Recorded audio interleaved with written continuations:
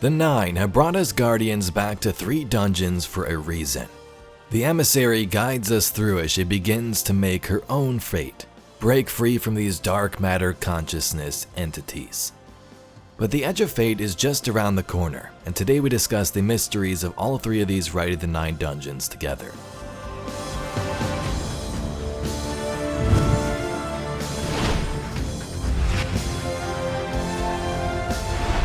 Our story begins with Project Ekko, a mission started by Clovis Bray, which would have had humans colonize the Andromeda galaxy.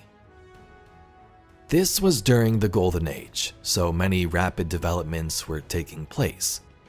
Humans had already began colonizing other planets like Mars and Venus. So now the sights were set further beyond. Could we actually reach another galaxy? That was the hope, at least. The project was spearheaded by Bray Corp, but they also had assistance from the Ishtar Collective. If you read the lore, you'll know that these companies often stole from each other knowledge, technologies, but this was a time of cooperation. A joint research project to see if this new goal was possible. And the work was conducted at a location on Mars called the Ares Spire. The 2 companies had developed what they called an augur mind, a Vex AI named Soteria, designed specifically for this mission and plotting potential courses of action for how to get humanity safely across the stars. In the lore, we see that during one of the tests to research simulations of these missions to Andromeda, something goes wrong. Soteria finds an anomaly, the Black Fleet, which terrifies her. Her simulations quickly reduce from thousands of potential habitable worlds down to just 27. Sort of second-guessing herself, she sends the analysis to the warmind Rasputin for fact-checking, and he confirms her worst fears: these simulations are correct. Sundaresh starts. Start with something easy. Plot each of the Andromeda simulations you've been constructing. Andromeda Galaxy, several million habitable worlds, 2.5 million light years. Estimated Ekko travel time, 25,000 year average with neutrino sail and gravitational sling skipping. I have selected over 300 preliminary colony targets with one favorite. Shall I? Soteria? Anomaly detected. Chronoscopic variance scanning. Viability refactoring. Analyzing potential mission threat. Redetermined Andromeda world viability. New target number, 27 viable worlds. Can you define the anomaly? Negative. I cannot rectify this data with known quantities. It may be a computational error. Shall I perform a self-diagnostic? No. First, adjust probability fork and search distance to open. What is the farthest safe galactic route you can determine? Engaging query, chronoscopic lock, forking branches, raining distance, raining chronology, unbroken trajectory lock determined, route established. One select point in Triangulum Galaxy retains safe approach vectors. All other simulated potential targets are perilous due to indeterminable anomalous risk. Travel route hazards range 87 to 100% mortality rate across expeditions in all predicted branches. All the simulant expeditions? Yes, I hold. Query find. There are now 2 safe destinations with Triangulum. Is that a correction or a change in data? A change, an update in real time. Real time? This anomaly is mobile? Unclear. I require further information and analysis. Thank you, Soteria. We're ending this test early, but you did well. We will continue the next test on schedule. Soteria goes a little crazy after hearing this. And what does she do? Well, a couple of things. First, she launches Project Ekko early. Colony ships would even begin to depart towards the outer edges of the system. Many of them had exo units on board. Defying the orders of Clovis as he spoke to her, Soteria also uploaded a fragment of herself to one of these colony ships. Clovis ordered all ships to return, which most of them did, except for that one that had Soteria's fragment attached to it. This ship would crash land on Neptune and eventually become the city of Neomuna. If you played Lightfall, they talk about this in some of the missions. They refer to it as the Occlusion, a fragmented Vex unit AI that likes to hide in the Vex network, away from everyone else. The local Neomuni people talk about the Occlusion and how it's helped their city. This is that fragment of Soteria. Because this says the Vex are trying to reach a Vex mine stuck in the Cloud Arc. It's not an attack for them. It's a rescue mission. But the Occlusion's been in there for centuries. It's load-bearing. It can't be a Vex mine. The first Cloud Strider found it. She wouldn't keep something like that a secret. Never thought I'd help save a Vex. Of course, I never thought I'd work with a smoking hot Earth warlord either. Interesting times. The Occlusion is still... asleep isn't the right word, but basically asleep. I think it just likes the quiet. It's buried too deep in the network to just yank out, so for now I guess we just let it sleep. I'll let Nimbus and the city council figure out what to do. But after Clovis had some things under control, he would imprison the main Soteria AI unit in the pillory bunker at the Ares Spire. Why aren't I being briefed? Emergency scramble initiated by AI Soteria. Soteria, confirm. Confirmed. Emergency scramble event successful. All teams checked in. You've launched the Caranthan network?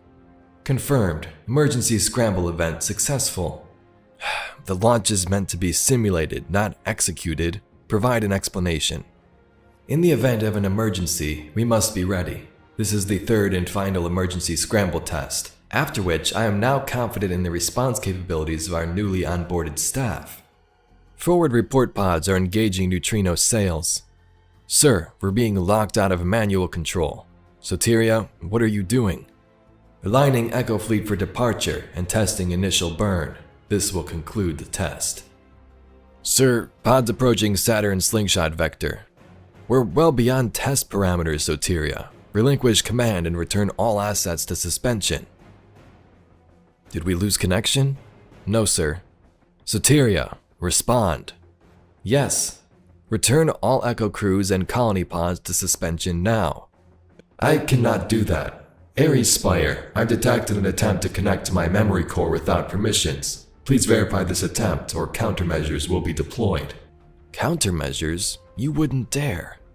Humanity threat emergent imminent. Sir, I request you now designate this mission Echo 1. This is a request? Return the Echo pods and we will discuss. You are lying. This was my only option to preserve humanity. Countermeasures and divestment protocols will deploy automatically upon code incursion. Please, Dr. Bray. You're throwing away every Exo aboard that ship. Hesitation means extinction. Oh, have it your way. Just know I gave you every chance to prevent this. As did. Now the scene is set. During Season of the Seraph, forces of the Witness were making their moves, particularly a darkness sect of Vex called the Soul Divisive, which had made their way to the Ares Spire in search of Golden Age secrets and knowledge they can use in the final battles. The Guardian begins in the outskirts of the Martian facility, far away in the cliffs, where only pipes and rock give us vague hints of what we're about to see. As we round the corner out of the first rock arch, we see it, the Ares Spire. An old acquaintance among the hidden tells me that a Seraph complex recently powered on for the first time since the collapse. Shortly thereafter, Vex incursions were reported. Anna flagged the site as a potential pillory bunker. If the Vex gain access to its systems, they'll use it to wrest Rasputin's submine data away from us. It would be catastrophic. You've landed at the source of the complex's AUG supply. Centuries in Martian rust have done this place no kindness. Our window of opportunity is short. Arc surges destabilize the complex, and Vex are breaching the command matrix. Go.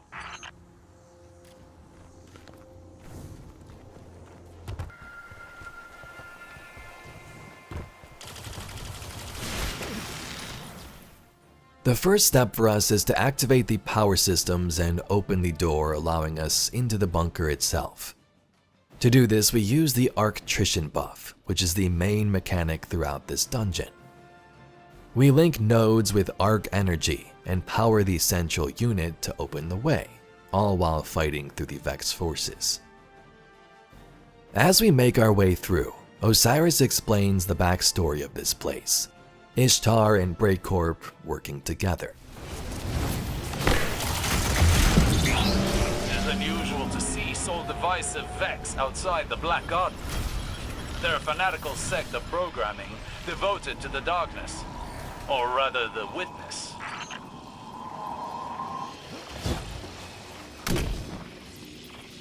The Ishtar Collective in a Seraph complex. Peculiar. They were rivals in the Golden Age. This wasn't just a pillory site, it was a joint research facility, focused on extrasolar colonization efforts. The Soul Divisive have been scouring research logs. They were looking for something more than to imprison Rasputin's subminds. As we approach the first giant room with a jumping puzzle, we can even see some of the bosses we'll encounter later on moving across the area on bridges in the distance. The next big obstacle for us is to ascend to the top of the spire. There's 3 different separate floors where we must activate arc conduits once more to lift us higher up into the spire, take elevator lifts, climb up and jump with our guardian abilities. At the top, we find our first boss, one of the main ones deployed by the Witness to infiltrate the spire. This is a giant harpy, Akelos the Siren's Current. 4 different circuits are activated on each side of the spire, and when the last one sets off, it attracts Akelos to the outer edge. The harpy will then reveal its many eyes and start the damage phase. We don't have much on this character lore-wise, other than its goal to keep the Guardian as far away as possible from what the Vex are trying to achieve. But after it's defeated, we can now descend through the center of the tower towards our main objective.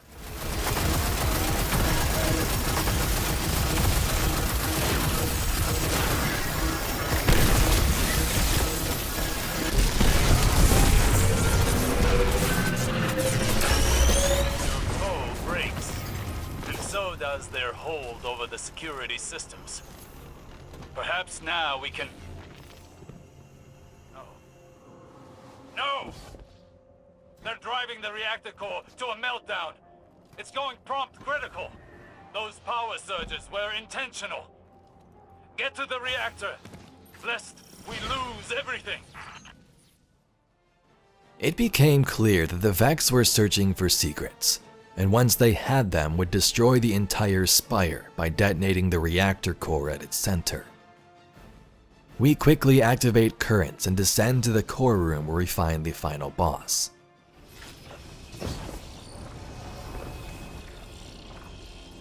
A Vex mine directs power to the reactor.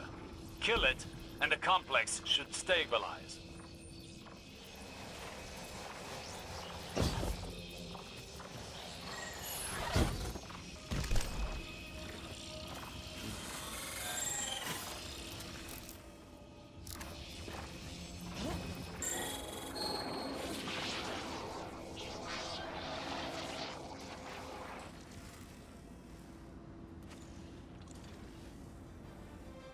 Perseus' primordial ruin awaits us near the core. You pretty much get the idea at this point. Circuit currents activated, but this time we do it while Perseus is in the core room, which overloads its shields and allows us to do damage, dealing the final blow.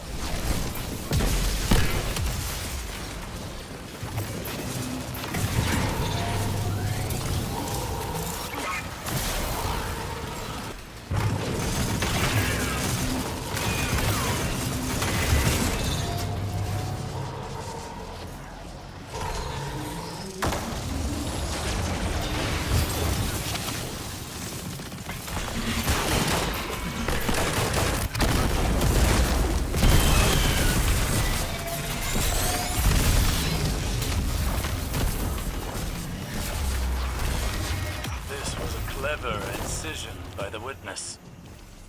A multi-front attack. Sabotage us, glean knowledge, and annihilate any trace of advantage. Extrasolar colonies. In the aftermath, the bunker is saved, sole divisive threat thwarted. But during this fight, something most people don't know about is we inadvertently allowed the trapped AI Soteria to escape. As the Guardians fight Perseus, Soteria escapes to the only nearby Golden Age tech she could, an old caster bow. This is the Hierarchy of Needs exotic bow, and if you equip it, you can even hear parts of her speech.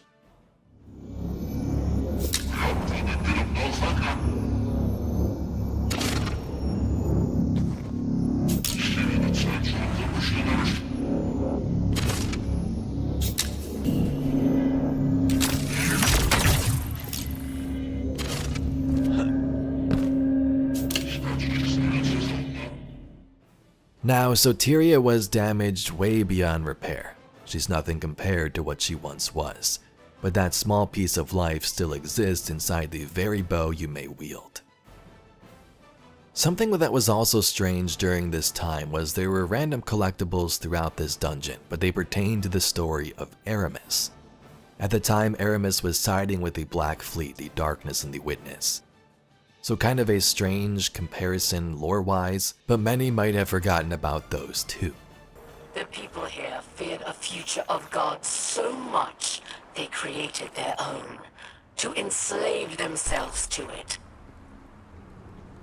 Absolve themselves of will, for protection, for certainty, as you have done, as I have been forced to do. But does your future feel certain in this moment? Do not struggle in loss. You would only cause untold bloodshed and pain. I know this.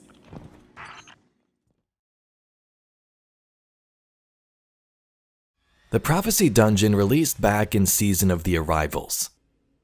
Around this time in the story, a lot was going on. The Black Fleet was once again approaching the system, already arriving at select planets. Just months later, we were introduced to darkness powers for the first time on Europa in Stasis. But in the midst of this mystery, the Nine would invite us into their realm to answer our Guardian's question. Tell us about the light and darkness. What does it all mean? Starting on the Drifter's ship, the Derelict, we would enter the realm of the Nine with guidance from Drifter, Eris, and Orin the Emissary. Eris and Drifter were a big part of Arrivals, and this was actually where their relationship really began to bloom. But Eris is looking into the darkness, and I'll be helping with that. However, if we want intel on the dark, quick and dirty, the Nine have seen it all. I say we head down into the hall, ask them one question, simple and clean. What is the darkness? What do you say, partner? How about one more ride with the Drifter? What do you think you're doing, rat? Eris? You're a fool if you think I'll let you run amok in the Nine Realms with the Guardian in tow. You want in on this? Fine. A hunter and a dredgen ask a question. You seek to understand the nature of the dark. We forged an answer. What? Where?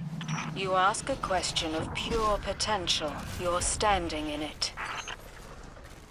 Light and dark have met in the Sol system before. Perhaps this time, you'll change the outcome.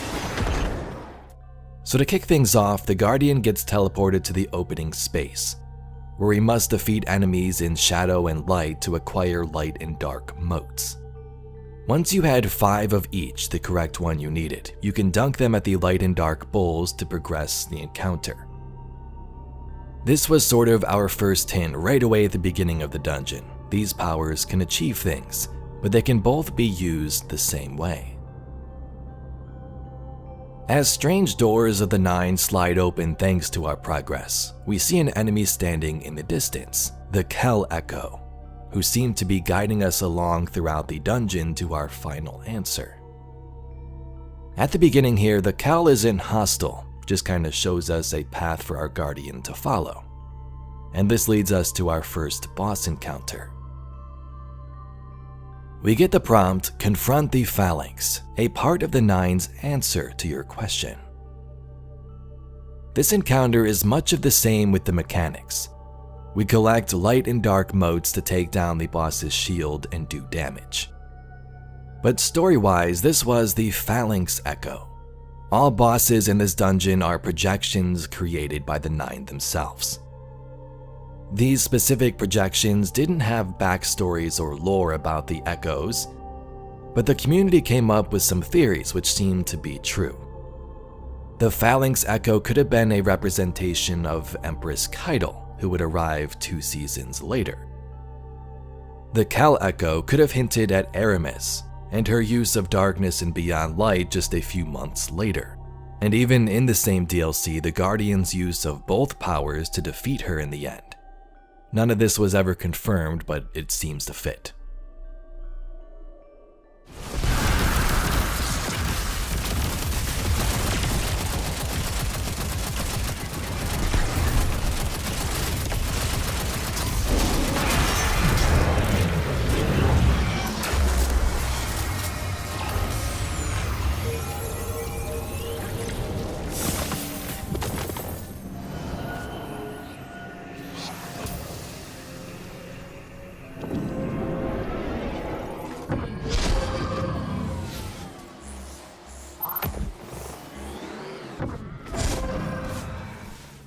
After defeating the Phalanx, we descend.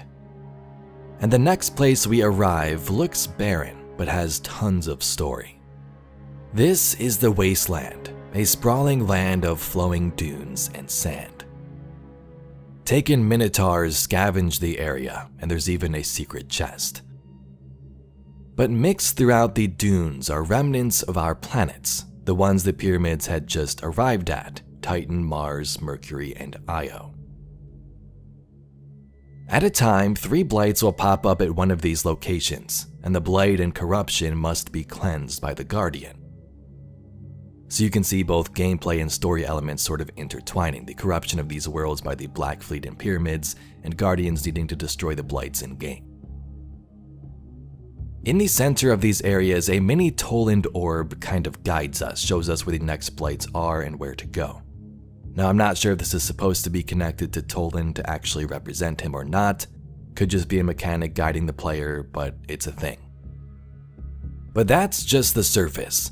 This place has tons of dialogue about the planets, Nine, and relationships between all of these characters.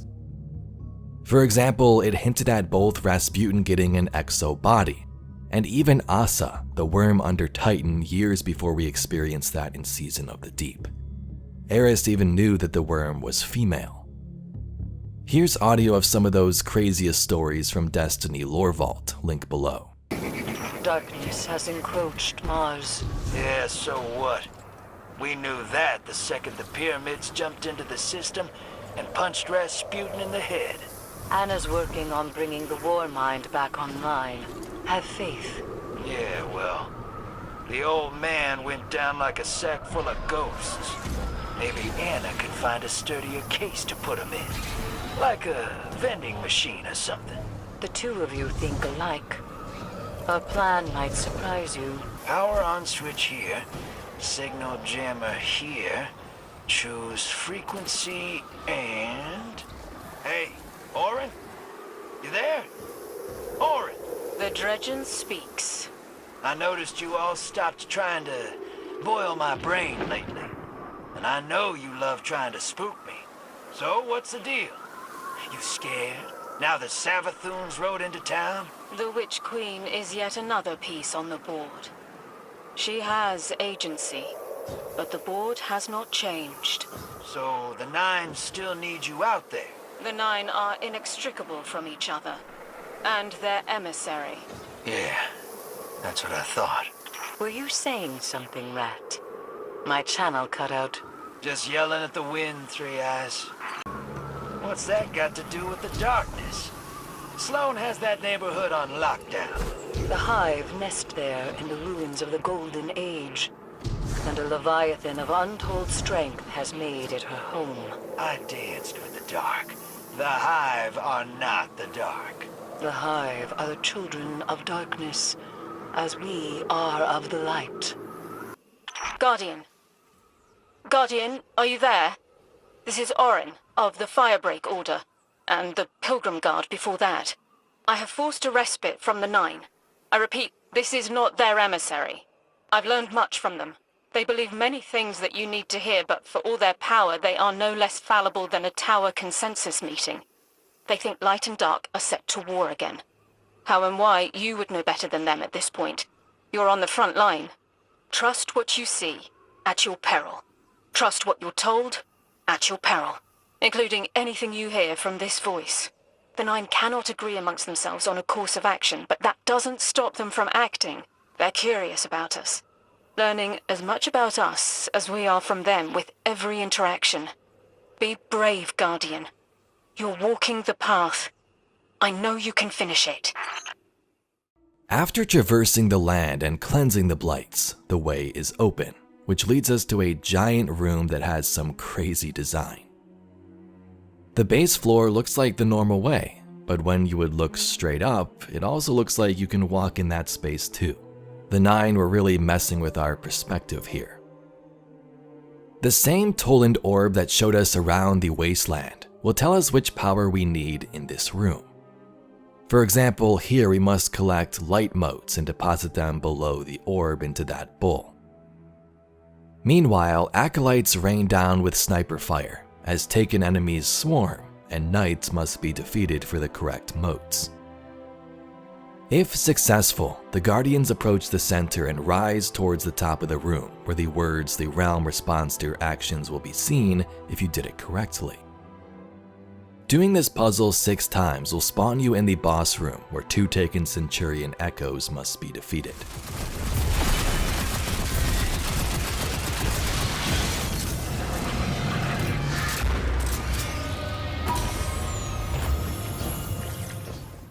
The next part is arguably one of the coolest parts of the dungeon. Destiny has sparrows, we use them all the time in big open environments, but we never got to really use them in activities like a dungeon, types of endgame content. But Prophecy had a whole encounter built for this. After traveling through the Dead Sea of Dunes again, following the Kell Echo, we are transported to a vast area with buildings of 9 design and ribbons flowing between them. The Guardian had to sparrow through this.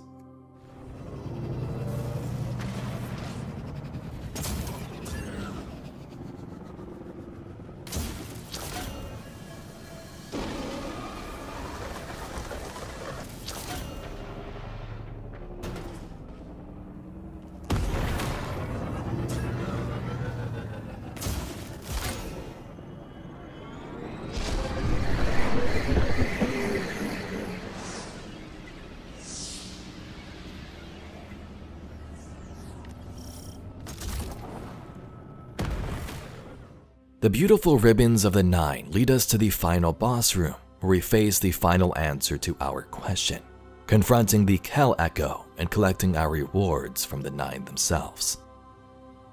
Here we must once again bank 3 powers into the bowls around the room. Kell Echoes are scattered near each, and when banking the correct motes, we descend into the damage phase.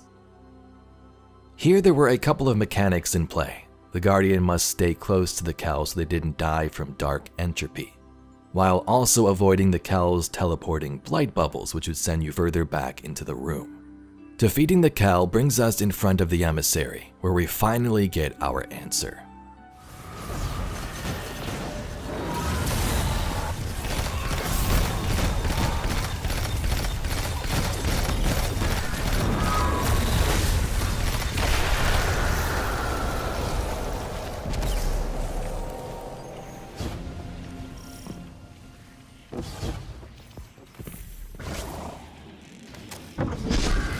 That's some bloodlust, hero. It hit me when you were tearing that last pack of Taken apart. What the Nine are trying to say. Light, dark, it don't matter.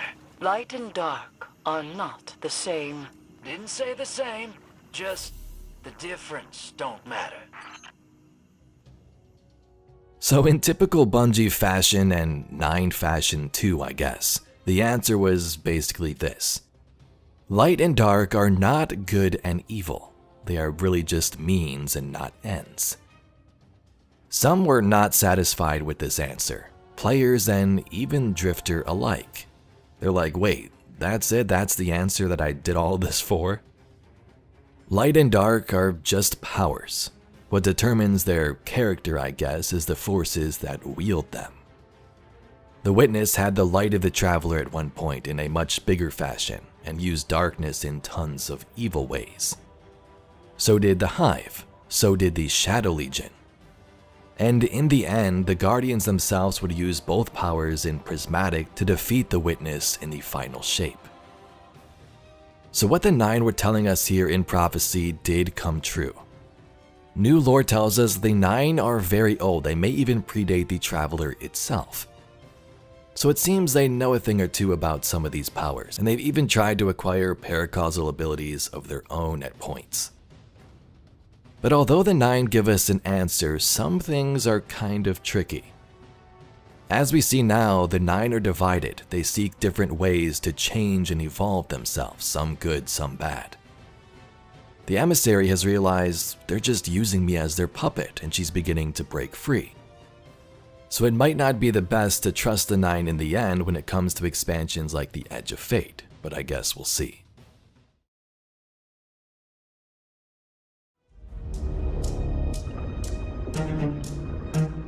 All who pass through these halls are mine.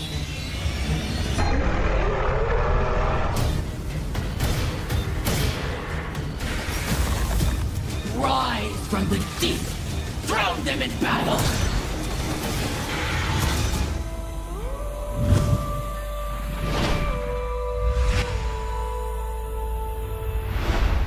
So the following story comes from, of course, the dungeon gameplay-wise, and also the lore cards that released within, the armor sets, cosmetics, and so on. Our journey begins when Commander Sloan gets word of some type of ritual happening deep below Titan. A Lucent Hive ship has crashed into the waters and is searching for something. The Guardian gets sent to Titan to investigate.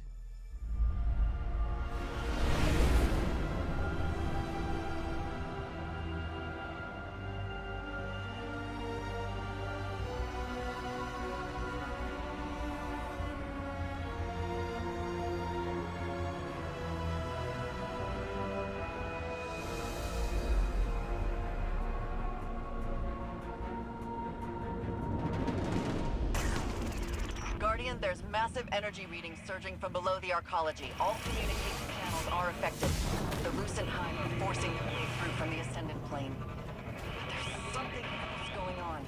The formations I'm seeing are indicative of some mass ritual to... Guardian, can you repeat? Near the arcology, we find the Lucent Hive activity has sealed off the entrance using their dark ritual magics. Venturing around the area, we decipher the ritual by charging 4 Thrall statues with vestiges of light, harvested from killing Hive Lightbearers.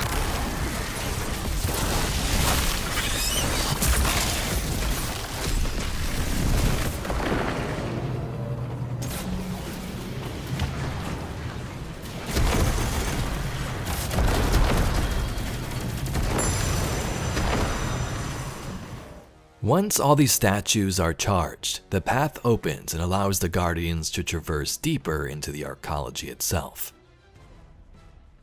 Now this arcology extends super deep beneath Titan. Humans once used this place during the Golden Age to explore, research, and branch out their colonies across the system. So there's tons of arcology buildings you descend through, but at a certain point the Guardian must submerge and travel on foot through wreckage and structures, even underwater. We find human architectural remains and also Lucent Hive wreckage and ruins. Likely from the ship, the Lucent Hive crash-landed into the oceans of Titan here for this attempted resurrection.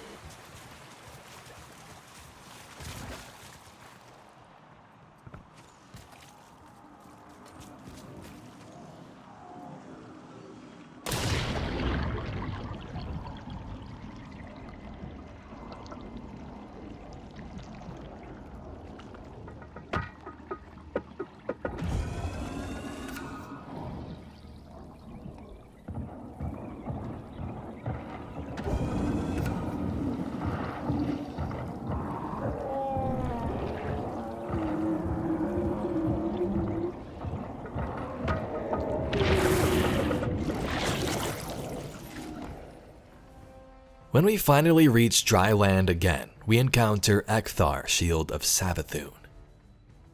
Ekthar was originally a part of Oryx's hive aboard the Dreadnought, and we fought him in the exotic sword quests, specifically on the way towards the Sunless Cell.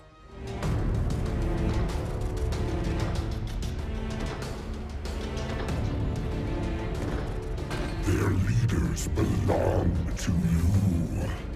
The rest await extermination. No. Gather them. I will take them all. But after his death, he was revived by a ghost and became a part of Savathûn's Lightbearer forces. Here in the depths, we must defeat Hive, enhance our senses with deep sight, and activate the correct Hive runes. Once again by killing Lightbearer wizards and depositing the vestiges into the 3 statues around the room. A Wellkeeper Knight spawns in the back, and when killed allows the Guardian to break Ekthar's shield and do damage. After various cycles and damage, our first Lucent Hive roadblock is destroyed.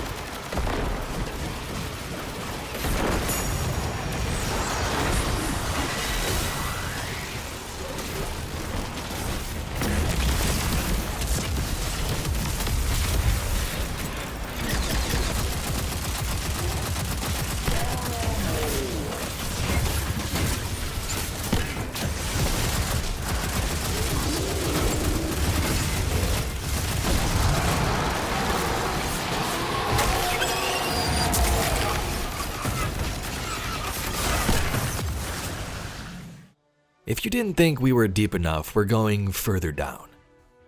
The beautiful coral and lighting illuminates the surrounding dark, murky ocean. Lucent Hive artifacts sit dormant, and the proto-worm Asa swims silently in the distance.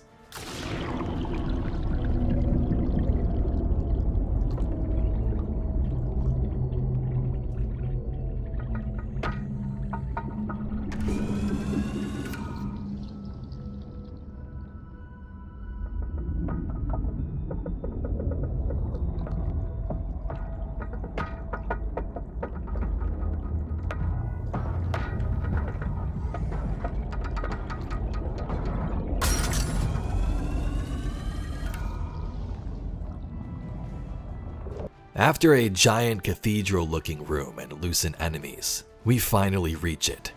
The cavern from the lore cards, the same one the Hidden Fire team visited, where the massive corpse of the taken king lies in sand and rubble.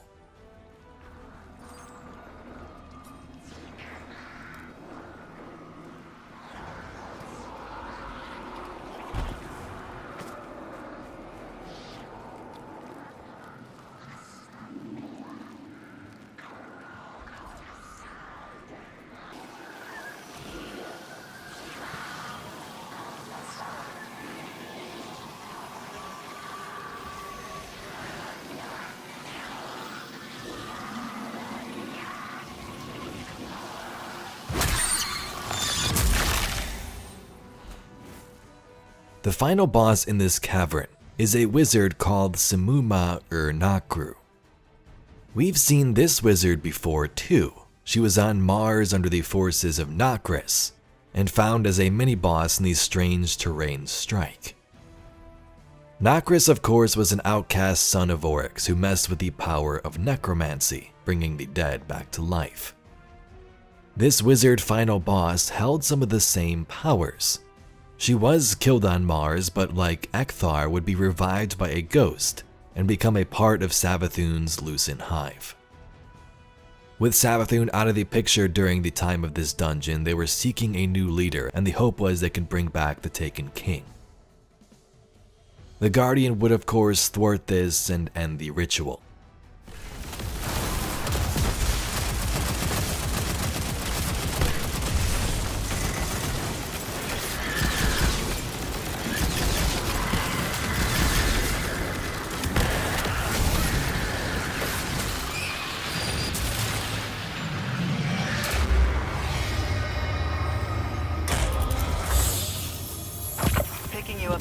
The signal's clearing and I'm receiving your ghost's feed of... Is that... Oryx?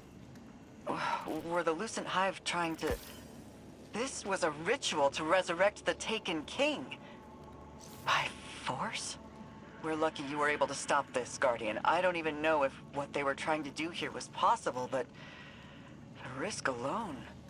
I'm going to contact Ikora immediately. She'll want the Hidden to secure Oryx's remains for study.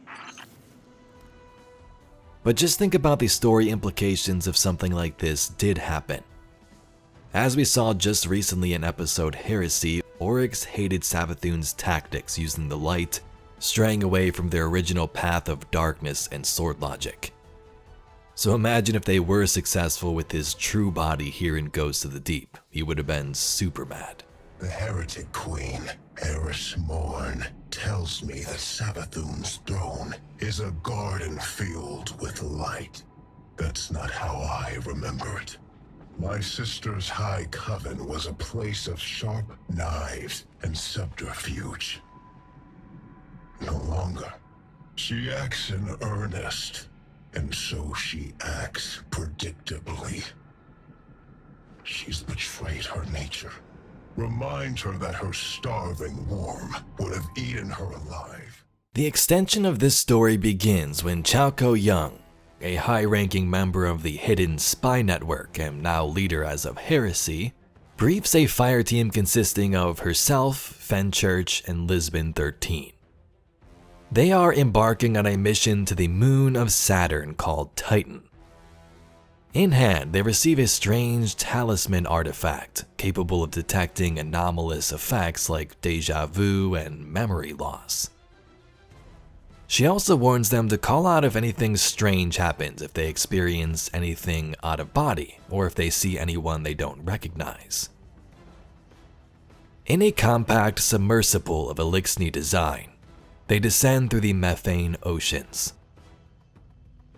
On their journey down, they pass through the windy roots of alien coral and other microbial life. Chalco sets up a spire for pressure stabilization for their sub and sends out drones to scout the surrounding area. The drones lead them to a plane of water, which they enter. This is likely the fields we enter and exit throughout the dungeon, going to places with water in them and then back on dry land. When they head through this water plane, they find themselves in a vast cavern. The drones pour in through the anomalous water plane behind them and begin to scan the cave with their floodlights. Chalco explains that they are the only surviving team to have visited this far, reached this point deep under the surface. And as they veer around a corner, Fenchurch sees it, the mountainous remains of the Taken King, now sunken into the seabed floor. As they slowly approach, the mystery would begin to deepen. It seems the Lucent Brood were attempting to resurrect Oryx using hive necromancy and a hive ghost. Remember, this was still back during the time of Season of the Deep story-wise. So Savathun was not yet alive, and Amaru was just sort of running the Lucent Hive with what he knew. This incursion may not have involved him at all. But parts of the Lucent Hive, the hive that have the lights, wanted to bring Oryx back. The ritual here in the depths were unsuccessful, but they discovered something more terrifying. The body still radiated Taken energy and darkness. Although Oryx was long dead after the events of the King's Fall raid, his body would drift here and still had living elements inside. Oryx's body was still undergoing mitosis, growing despite his death. The hive worm inside of him was missing, and the surrounding area would cause hallucinations to those exposed to the corpse. It was recommended to destroy the remains for safety, but the Hidden Fire team had the body and pieces of it extracted and stored somewhere else for analysis, likely inside the last city's vaults. So in the Destiny universe, we had parts of Oryx's body here still alive, the worm missing. Just recently in Heresy, we experienced a different version of Oryx, brought to life thanks to the Ekko artifacts and memories from the Darkness and Traveler. That of course was a way younger version of Oryx who just created his dreadnought, but it seems there are many different links to the Taken King throughout lore, recent and even what took place here in Ghost of the Deep. Ghost of the Deep had many secrets. There's Xivu Arath audio logs scattered around. You could drive the tanks in the opening encounter, the ones we drove in the Red War. And the overall story was fantastic. If you're still watching to this point in the video, I thank you very much, and that's a basic lore overview, diving into the depths to stop the revival of the Taken King. As far as we know, his body is still in containment, controlled by the Hidden in some vault somewhere. His body likely still growing, and his worms still missing. I would say we could still see his return someday, but now that we just had a version of him in Heresy, I doubt it would be anytime soon, if at all. But hope you enjoyed this look back at the dungeon story. If this does well, maybe we'll check out the other two in the coming weeks. But if you'd like to see some more Destiny news, lore, and mysteries just like this video, please be sure to subscribe to the channel. I thank you very much for watching, and I'll catch you all in the next video.